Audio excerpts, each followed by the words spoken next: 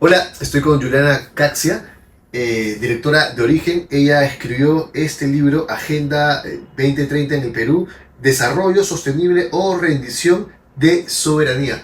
Ante todo, muchas gracias por concederme esta No, entrevista. gracias a ti.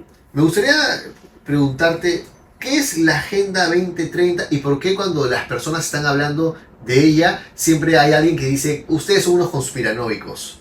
Bueno, la Agenda 2030 es una resolución en realidad que saca la ONU en el año 2015 como, digamos, reemplazo de lo que es los objetivos del milenio, ¿no? Y una serie de siempre de listas de cosas que hay que hacer en el mundo para tener el mundo feliz e ideal. Esta fue hecha en el 2015 y lo que busca es poder llevar a cabo el 2030 17 objetivos de desarrollo sostenible, ¿no? Y es como una lista de deseos para que todos los países y los Estados miembros, que son 193, puedan alcanzar, digamos, todos estos objetivos mediante una serie de mecanismos y alcanzar, digamos, el bienestar total y el desarrollo sostenible, ¿no? ¿Y cuándo inició esto? ¿Quiénes están detrás de esta agenda? ¿Quiénes pusieron los cimientos? ¿Desde cuándo se empezó a hablar de este tema tan complejo? Mira, lo primero que creo que tenemos que definir es qué es agenda y qué entendemos por agenda para que luego retrocedamos y podamos responder mejor a la pregunta. La agenda es una lista de prioridades. En esta sección se habla de una lista de prioridades. No es que tengo que hacer el lunes, el martes, sino es un to-do list, por decirlo, ¿no? Y en una agenda importa tanto lo que pones como lo que no pones. Por ejemplo, si yo voy a hacer mi agenda de vida, ¿no? Mis prioridades. Y yo soy madre de familia, esposa, y yo te digo, bueno, mis 3 OEDs, mis 3 objetivos en la vida son viajar por todo el mundo, comprarme mucha ropa y hacer mucho deporte. Ya tú dices, ok, ¿qué dice eso de mí siendo madre? ¿Mis hijos son prioridad para mí o no son prioridad para mí? No, No no son. los has Mi mencionado esposo, tampoco. mi familia, no. Entonces, en una agenda es tan importante lo que se dice como lo que no se dice, porque eso enmarca, es un marco, ¿no?, de acción. En la Agenda 2030, por ejemplo, no existe el término familia. Si tú te das cuenta, ninguno de ellos habla de familia. Cuando se habla de madre, solamente se menciona una vez con el término de madre tierra. Eso te lo dejo solamente para que veas, como lo vamos a ver más adelante, qué significa la agenda y qué en concreto propone esta agenda. La Agenda 2030 es una agenda de las Naciones Unidas, de la ONU. Y la ONU, como sabemos, se crea luego de la Segunda Guerra Mundial con fines muy nobles, que es establecer la paz después de la Segunda Guerra Mundial, la Segunda Guerra Mundial. Sin embargo, a través de los años, la ONU se comienza a deformar, sus objetivos se comienzan a deformar y se comienzan a manifestar de manera mucho más explícita en el año 1994 con la Conferencia Mundial de Población del Cairo. Okay. Y luego, al año siguiente, es la Conferencia de la Mujer en Pekín. En esas dos conferencias ya se comienza a introducir términos que antes nunca se habían usado en la ONU, como es el género, como son los derechos sexuales y reproductivos. Conferencia de Beijing, que es en el 95, como te decía, ya comienza a generarse una agenda de trabajo pro-feminista, por ponerle un término que es la plataforma de Beijing, ¿no? Y entendible también para las personas, ¿no? Sí, está bien, pero en el fondo la plataforma de Beijing, si tú la revisas, su objetivo principal es la despenalización del aborto en el mundo. ¿Okay? ¿Por qué te digo que esto es importante? Porque a partir de ahí, todos los documentos que vienen de la ONU comienzan a tener este enfoque de género y basado en lo que dice este documento de la plataforma de Beijing. Entonces no te lo explicita. Entonces cuando tú me hablas de conspiranoia, por ejemplo, hay gente que te dice, entre ellas yo, que la Agenda 2030 es un vehículo para eso, para legalizar el aborto y para hacer un cambio cultural, cambiando los valores que nos han definido como cultura occidental para implementar el famoso enfoque de género, que es entender al ser humano, es un enfoque antropológico, no como una especie binaria sexualmente, hombre y mujer, sino ser lo que tú puedas ser. ¿Okay? Entonces tú me dices, Oye, pero eso ¿dónde dice en la agenda? Si solamente tienes el ODS 5, que es la igualdad de género. Digo, es que todo eso, cuando tú comienzas a leer en qué se sustenta y todos los documentos que lo sustentan y luego los que se generan para implementar estas agendas, todas refieren a Beijing y el Cairo. Entiendo. Entonces te das cuenta, entonces tú dices, oye, no dice, pero todo lo que sustenta esta forma de entender al mundo o que busca cómo entender al mundo y cómo debe ser el desarrollo sostenible, tiene como columna vertebral, como los documentos de la misma ONU lo dicen, el enfoque de género, que tiene como base Beijing, y Beijing promueve el cambio antropológico del entendimiento del ser humano como un ser no binario sexualmente y con ellos el aborto como un derecho universal. ¿Y se sabe quiénes son las personas que han orquestado esto? ¿Quiénes empezaron a desvirtuar la ONU? Mira, eso hay un montón de literatura al respecto, gente que ya lo ha estudiado. Por ejemplo, Agustín Laje tiene este libro que a mí me parece que hace un análisis extenso y suficiente sobre quiénes están atrás, ¿no? Se habla de las grandes corporaciones, los grandes filántropos, ¿no? Soros, Bill Gates, o sea, todas estas que de alguna manera sustentan la ONU y todas las agendas. ¿Por qué? Ahí también yo no creo que exista como que ya somos todos hijos de Satanás y vamos a todos actuar bajo una misma causa y una persona que levante el teléfono y comienza a articular a todo el mundo.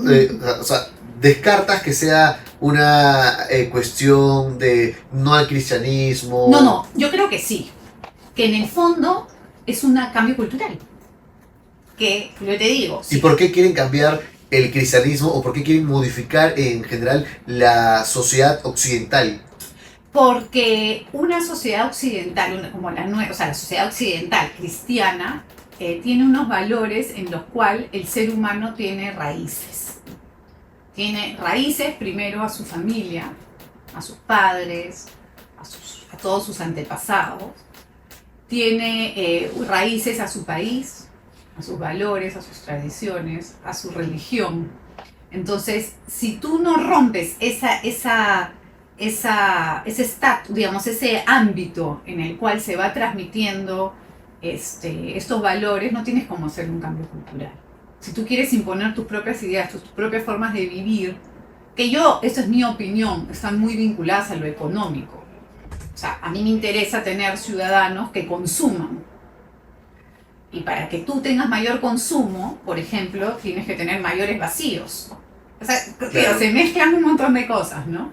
Entonces, no sé, yo no tengo hijos, no tengo papá, no tengo casa, no tengo ni siquiera ni siquiera tengo que comprar un cuadrito para decorar mi casa porque no tengo casa. No tienes ningún tipo de arraigo. Arraigo, lo gasto, lo consumo, tengo un vacío, porque si no tengo a Dios, tengo un vacío espiritual, ¿no? O sea, los que tenemos fe y los que hemos tenido crisis de fe, entendemos lo que es tener un vacío de Dios y sabemos lo que eso te lleva, ¿no? Buscar, por ejemplo, llenar ese vacío que está en todo ser humano. Algunos lo buscan en la iglesia católica, en la iglesia cristiana, en otro tipo de iglesia, en otro tipo de creencias, ¿no? Ahora el New Age llena mucho este tipo de vacío, pero lo que demuestra al final es que el hombre tiene esta sed, este vacío, entonces tienes que llenarlo de alguna manera. Entonces gastas, consumes, cuando no tienes por ejemplo, una identidad a la cual referirte o una autoridad a la cual referirte, un joven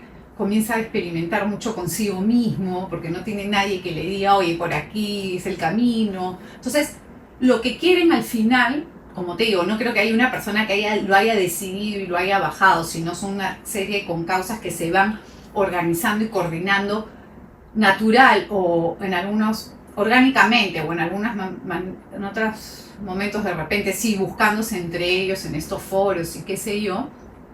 Es gente, como yo lo dije el otro día, huérfana. ¿Qué pasa cuando tú eres huérfano? No tienes a dónde volver, no tienes a dónde ir.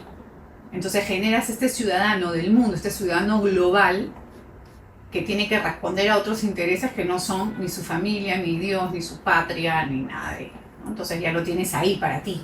Sí, aparte es complejo, ¿no? Porque yo conozco a personas que por decisión propia, nunca entro en detalles, por ejemplo, no creen en Dios, pero sí creen en los valores del cristianismo o de la sociedad occidental. Entonces, al quitar todo eso, estás secuestrando los cimientos de la sociedad, de las personas, ¿no? Por ejemplo, la familia, eh, que es el pilar, repito, fundamental y que estas personas de la Agenda Ni la 2030 ni considero. la consideran. Es que cuando tú hablas de valores cristianos, de Occidente, estás hablando de civilización.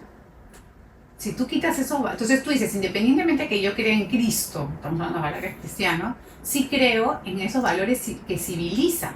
Porque si yo hago lo que me da la gana, vamos a estar en un caos total. Y de hecho, si tú te pones a pensar un poco, cuando se comienza a hablar de civilizaciones, de estados, de comunidades más organizadas, son grupos humanos que comienzan a poner límites.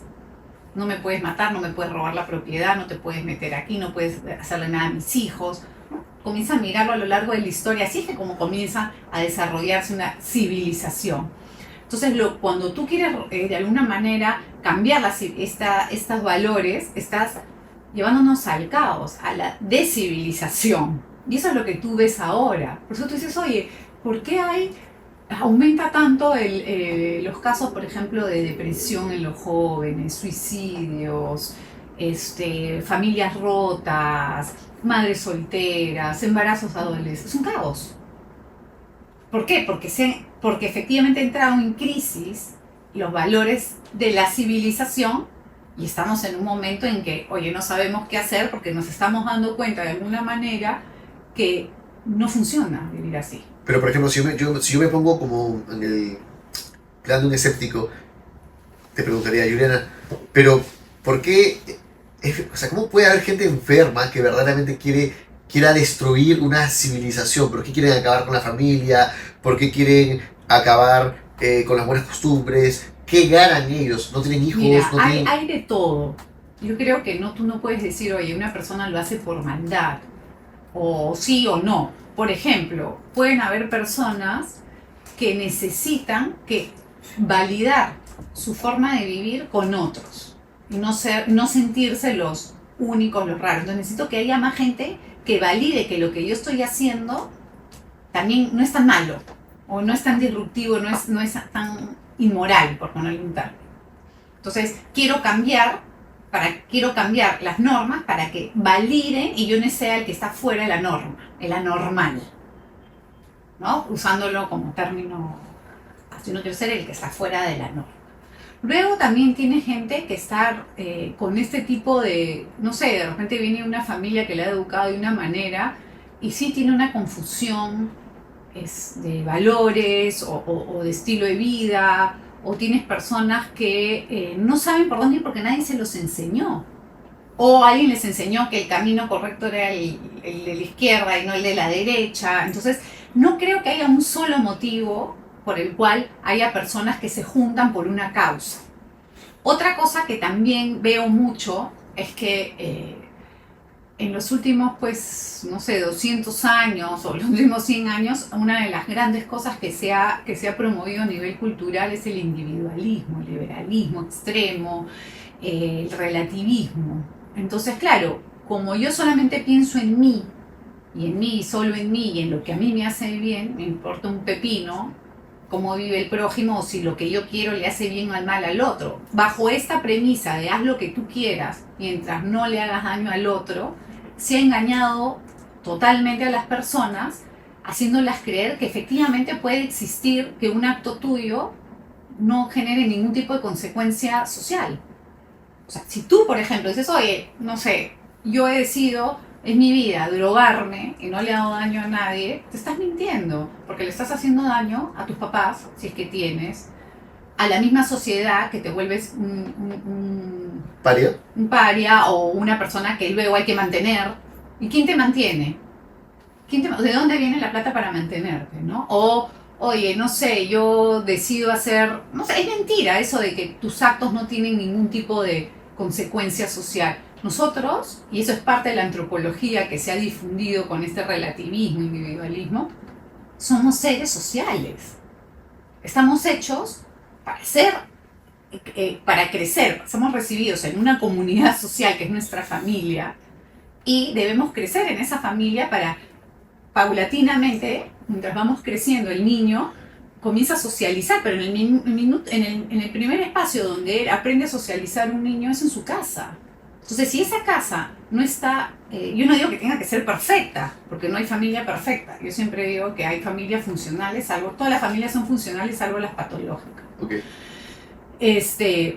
Aprende a socializar, aprende las normas, aprende a que no puede hacer lo que le da la gana porque va a tener una consecuencia. Entonces, si es criado en una cultura en donde le dicen, no, haz lo que te dé la gana porque mientras no le afecte al vecino, cuando el niño va a salir, va a terminar siendo un ser que efectivamente no solamente es complicado, va a sentir que está complicado de integrarse, sino que va a generar problemas, ¿no?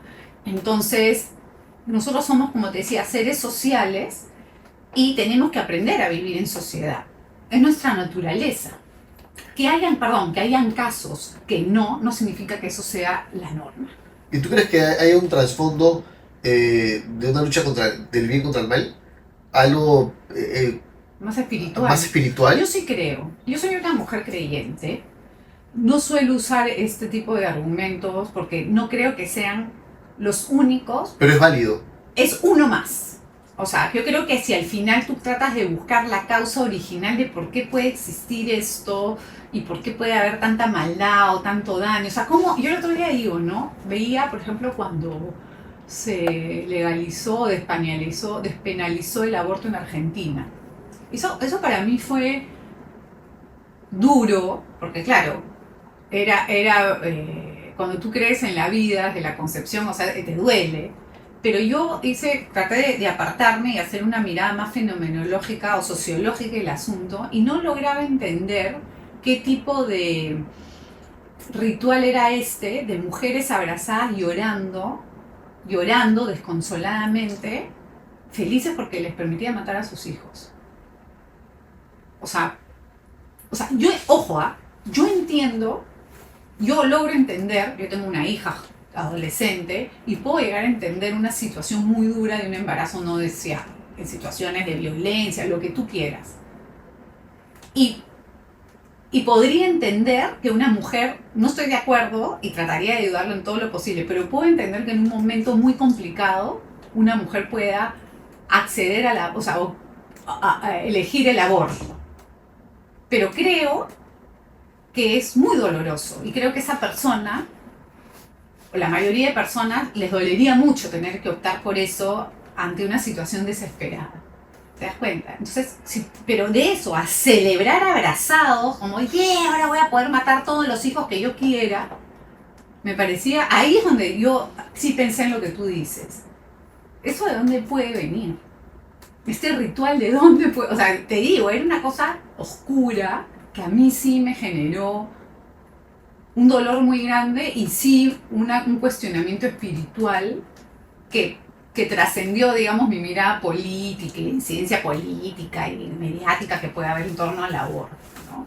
Entonces yo sí creo en eso. Y hablando de espiritualidad, muchas personas, expertos en el tema de la Agenda 2030, indican que la nueva religión y el nuevo Dios, o la nueva diosa es la tierra. La Pachamama. La Pachamama. Acá hablan ¿Nos puedes ampliar la información, por favor? Justamente ahora que estamos hablando de la guerra espiritual. Yo creo que la gran victoria de estas agendas ha sido, primero, sacar a Dios de nuestra vida, ¿no? Dios ha muerto. Luego ha sacado al Padre con este cuestionamiento de la autoridad, mayo del 68, pero antes Freud y todo esto. De ahí ha matado a la esposa, ¿no?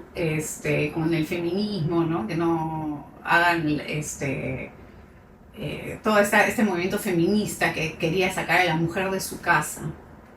Después ha matado a la madre, con el aborto, o con toda la anticoncepción y toda esta cultura antinatalista, y hoy ha matado al niño. Y al niño lo ha convertido en ciudadano, ya no en hijo. ¿Por qué te digo esto? Porque creo que cuando tú ya rompes con cualquier otro tipo de vínculo filial y de arraigo, te queda pues agradecerle a la Pachamama.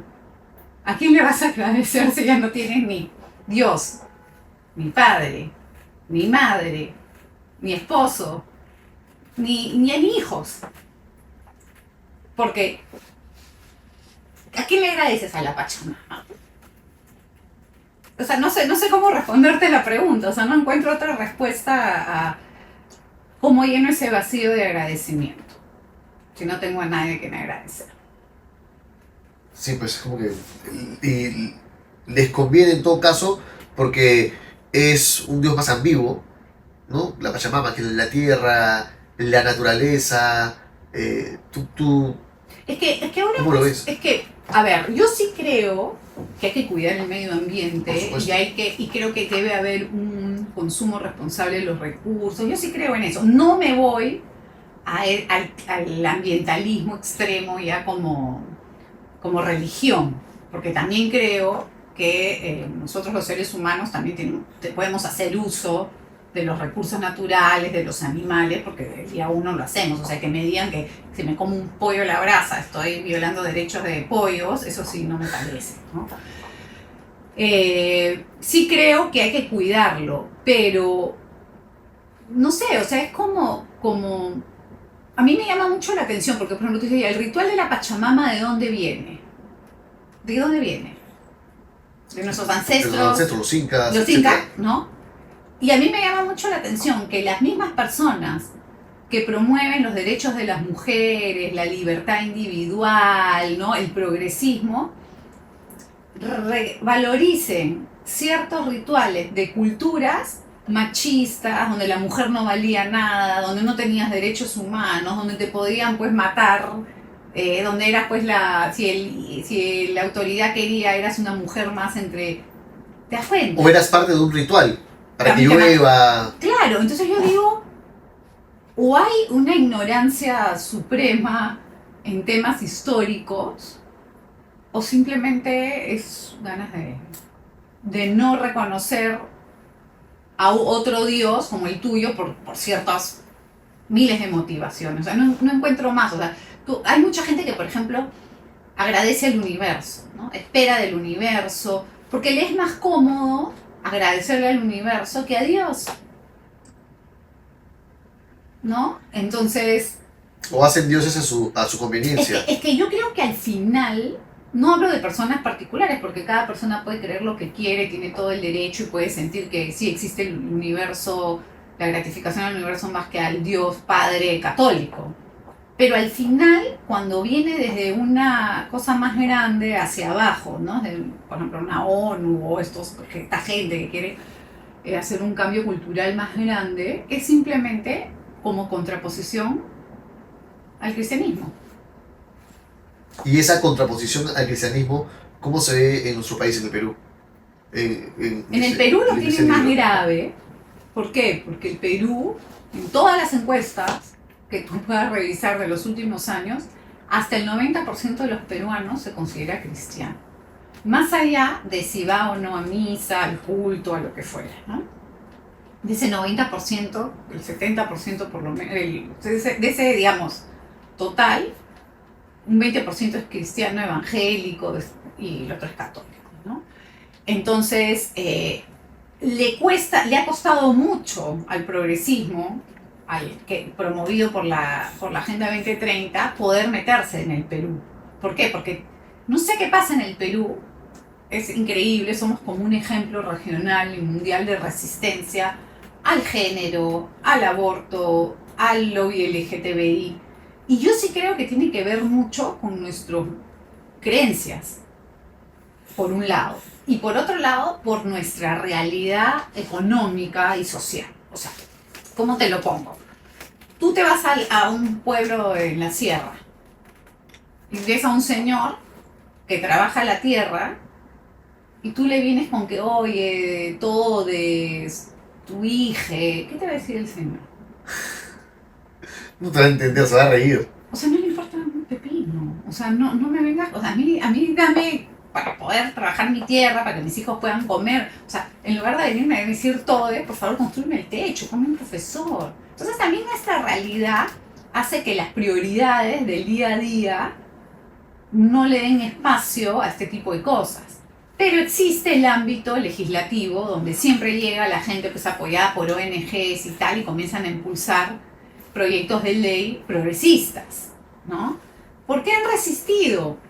Porque también hemos tenido, nos guste o no, te parezca una porquería el Congreso, lo peor del asunto, hemos tenido entre comillas la suerte de los que estamos, que les compartimos estos valores, de que los congresistas tampoco ni lo habían puesto como prioridad y cuando hayan tenido que votar, han votado en contra.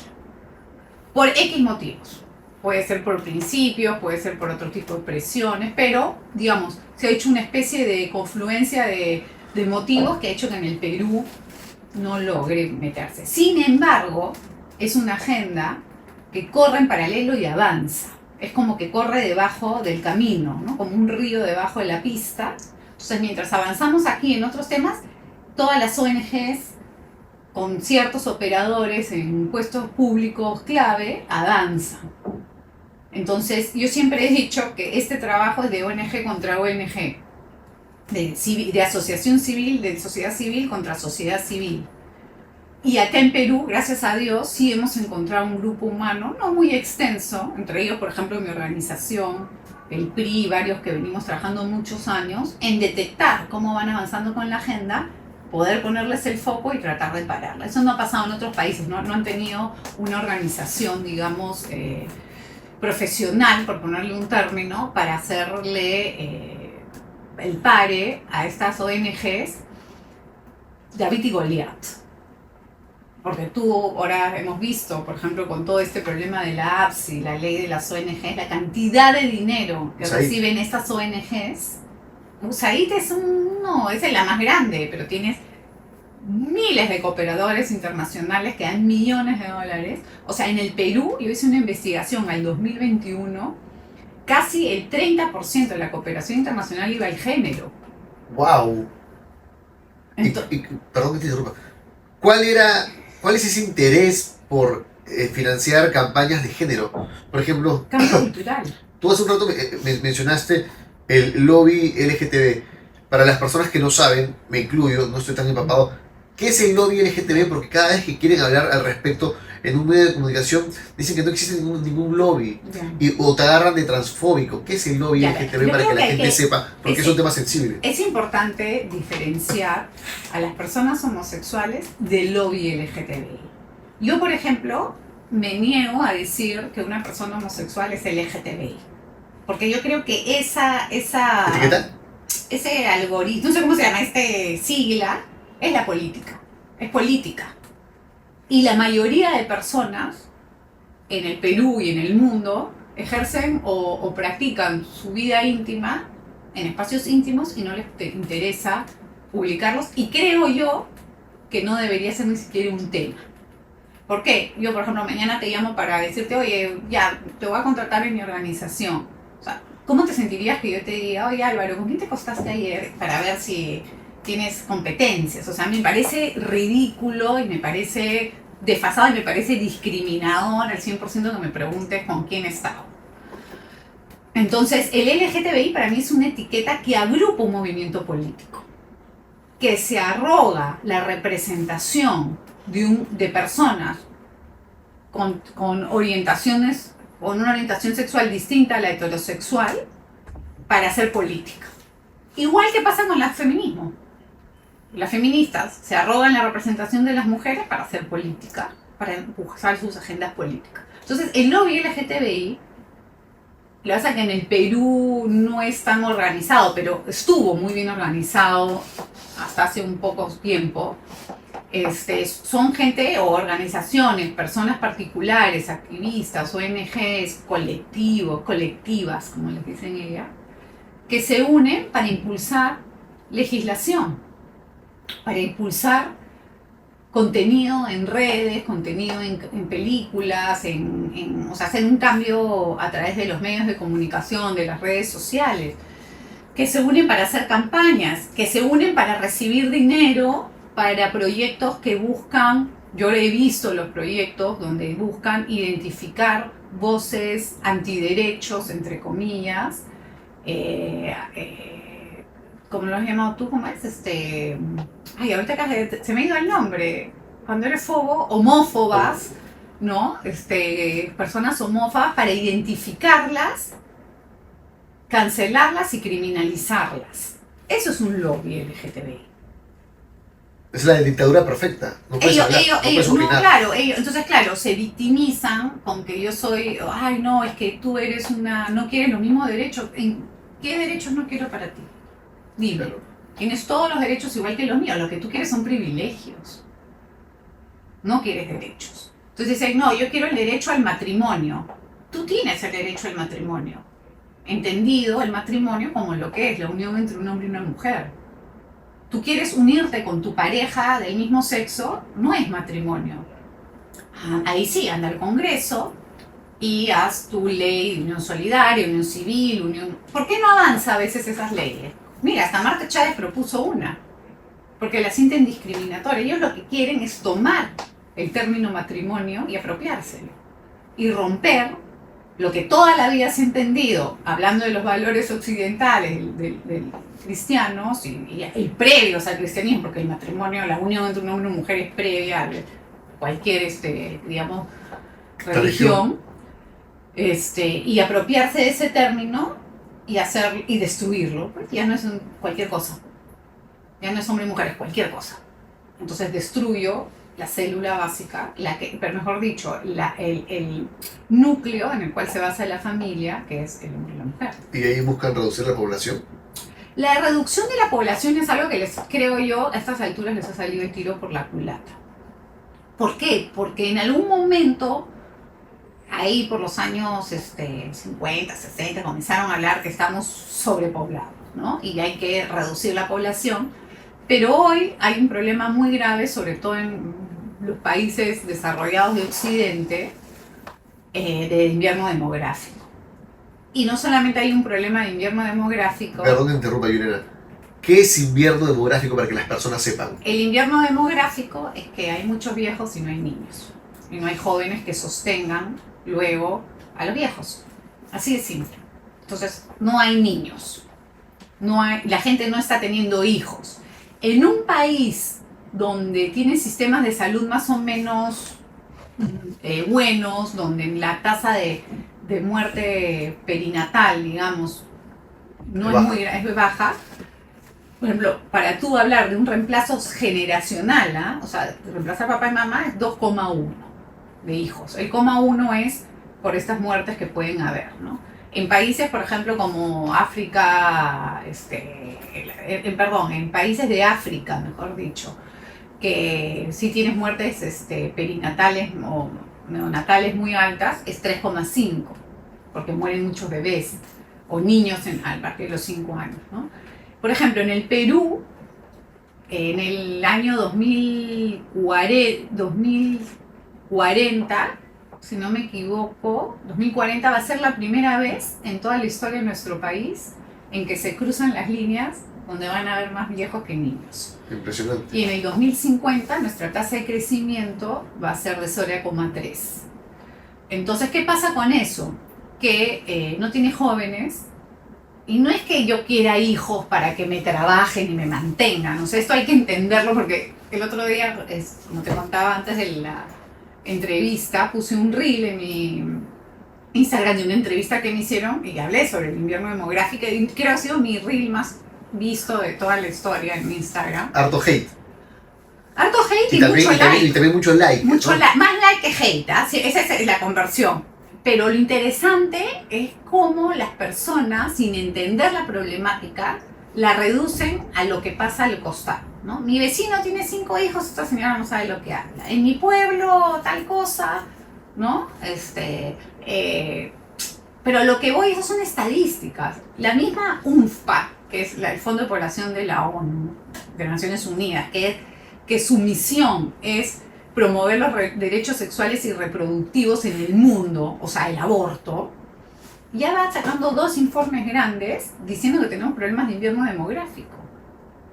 Pero claro, ellos no quieren renunciar a sus derechos sexuales y reproductivos que son antinatalistas.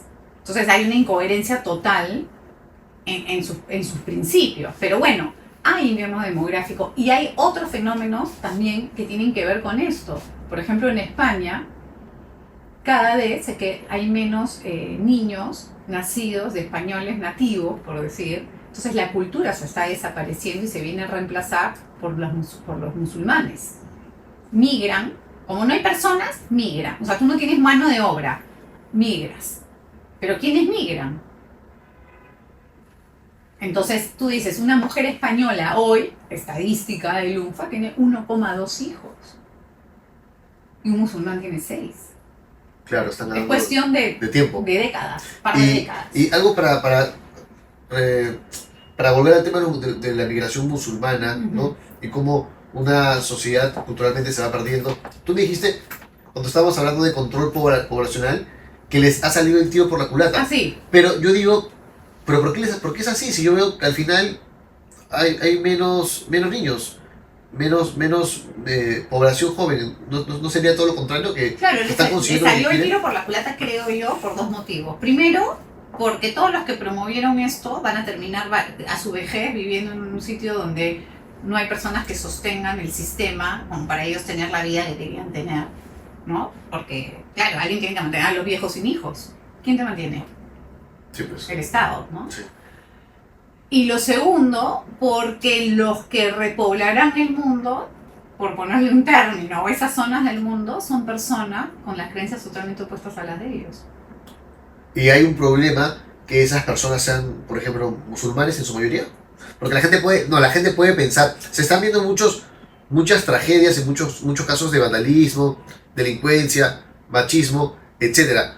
Pero muchos podrían decir, oye, ¿cuál es el problema con que los musulmanes ahora poblen España?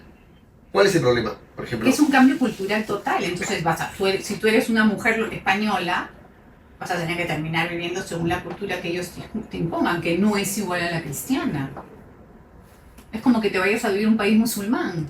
¿Y esto ha sido orquestado por la Agenda 2030? No creo que haya sido orquestado. O sea, no creo que hayan dicho, oye, vamos a... Creo que son consecuencias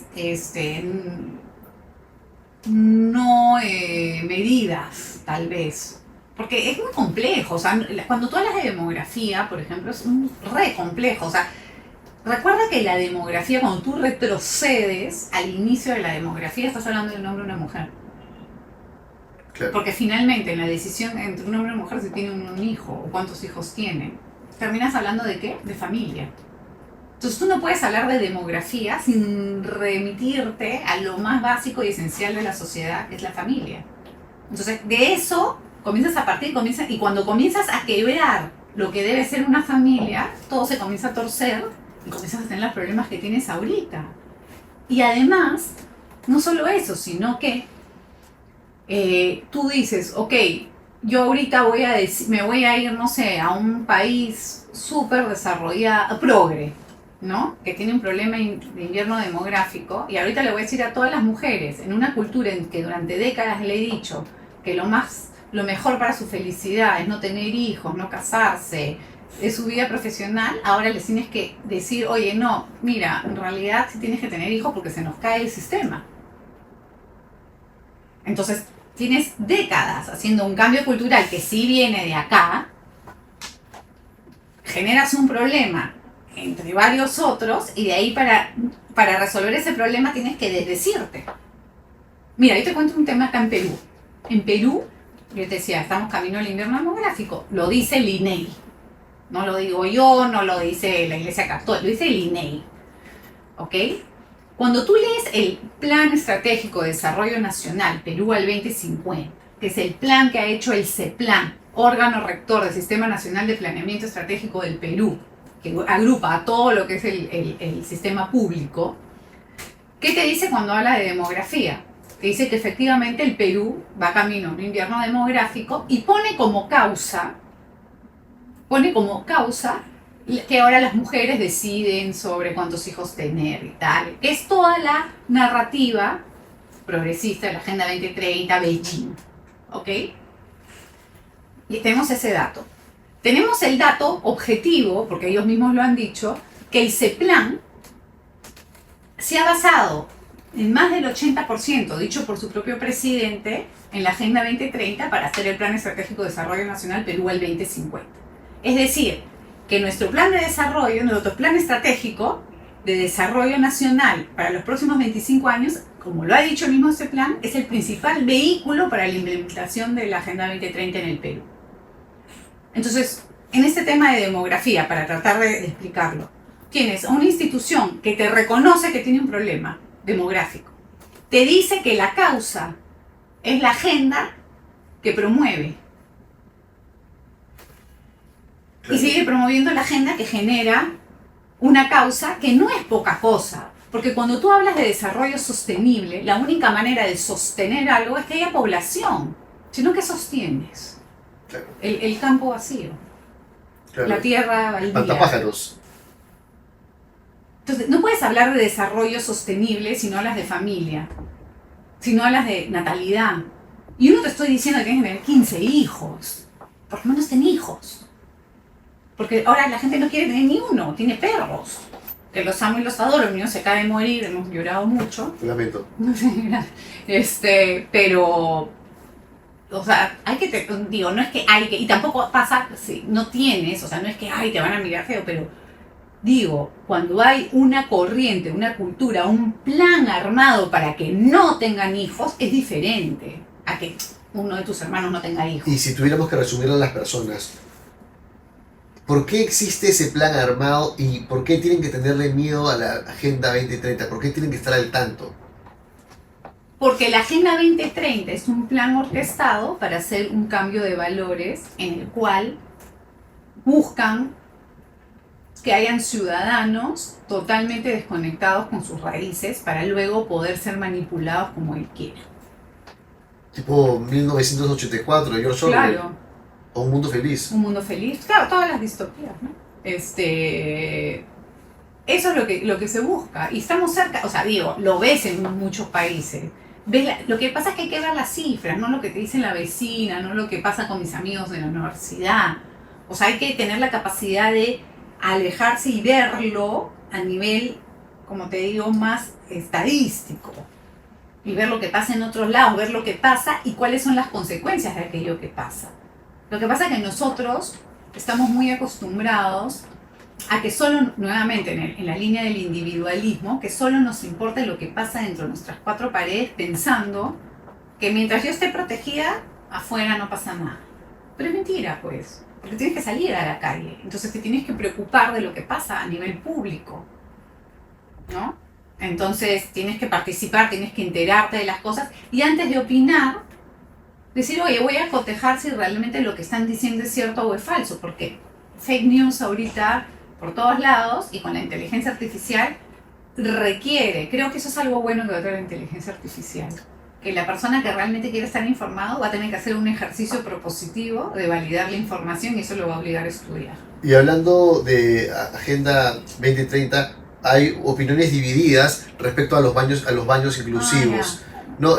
¿Tú qué opinas? Por ejemplo, unos dicen que no es para tanto, otros dicen que te están obligando a aceptar que una persona elija su género sin ningún problema, lo cual está bien. ¿Tú qué opinas Eso es sobre lobby esto? LGTBI, es el ejemplo perfecto que tú has puesto.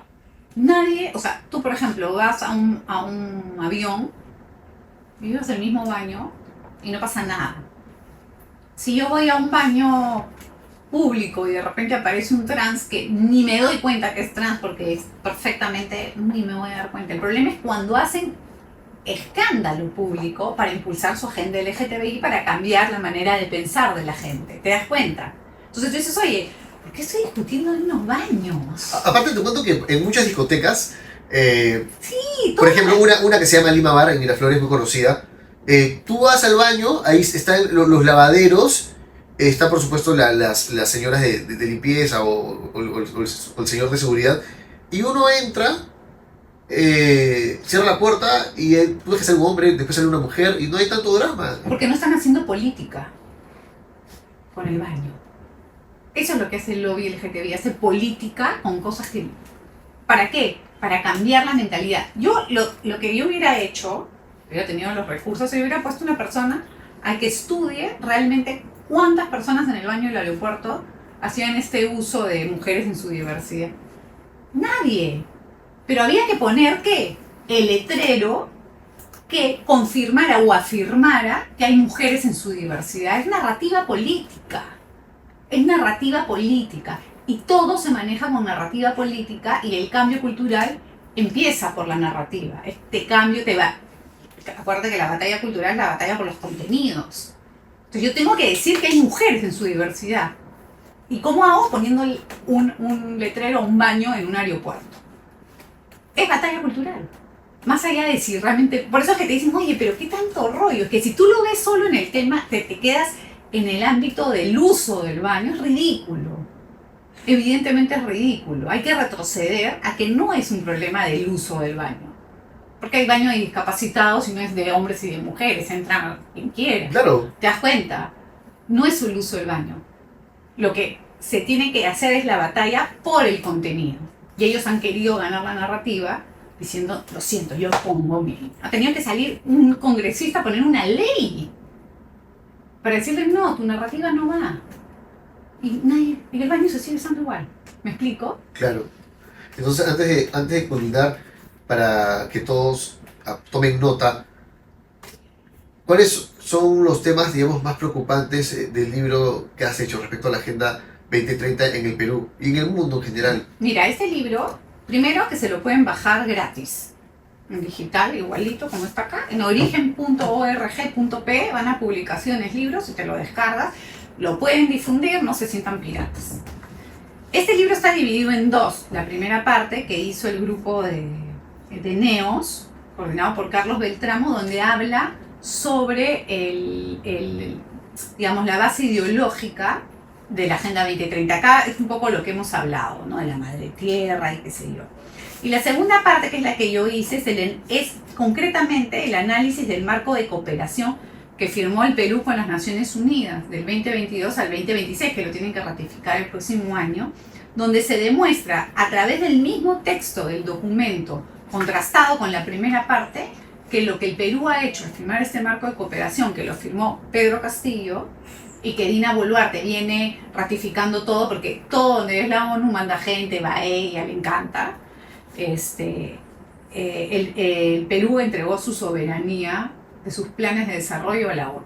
Es más, le ha puesto en el mismo nivel que el sistema, o sea, que el comité de dirección que tiene que ver los planes estratégicos, que es el sector público del Perú, está al mismo nivel que la oficina del coordinador residente de la ONU en el Perú. Entonces se demuestra que el Perú ha rendido soberanía a la ONU. Y no es me parece, me tinca. Conspiranoia. No, está acá. O sea, por favor, les pido que los lean antes de comentar, porque a la gente le encanta comentar sin haberte dicho, no, seguramente viene sesgado. Lee y ahí dice si es sesgado o no es sesgado. Hasta en LinkedIn una vez un señor me dijo, he visto tu libro. Le digo, ¿has visto el libro?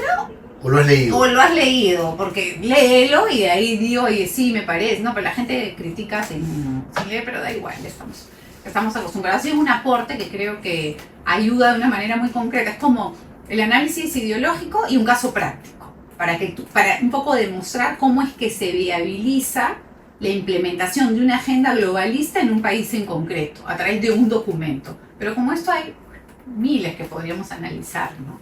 Entonces, nada, yo creo que hay que estar cuidado. Y hay un tema que es importante, que creo que la gente lo tiene que saber.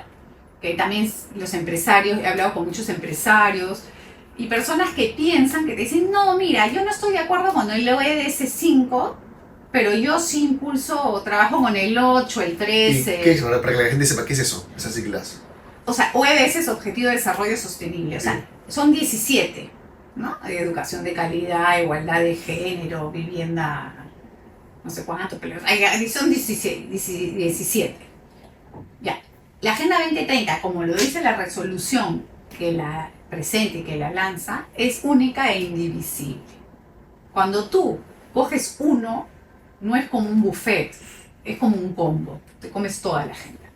Porque estás que, al momento que tú dices, yo voy a coger esta y esta es la que me voy a usar dentro del marco de la Agenda 2030, y estás entrando al ámbito de la Agenda 2030 y estás promoviendo todo el sistema.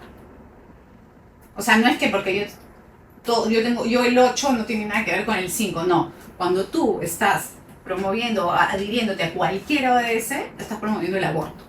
Por más que no lo quieran ver y me digan, no, que exagero. El otro día estuve con un grupo de personas que me dijeron que no hay que ser más dialogable.